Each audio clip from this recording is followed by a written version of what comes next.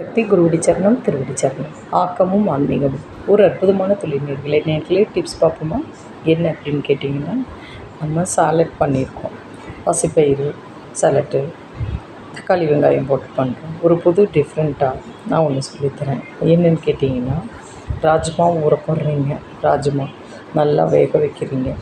வேக வச்சு டெய்லி ராஜ்மாவை எடுத்துட்டோம்னா நம்மளுக்கு ஸ்கின்னுக்கு அவ்வளோ நல்லது. ராஜ்மா சப்பாத்தி, ராஜ்மா கிரேவி, ராஜ்மாவில் என்னென்ன உங்களுக்கு பிடிக்குமோ அது பண்ணலாம்.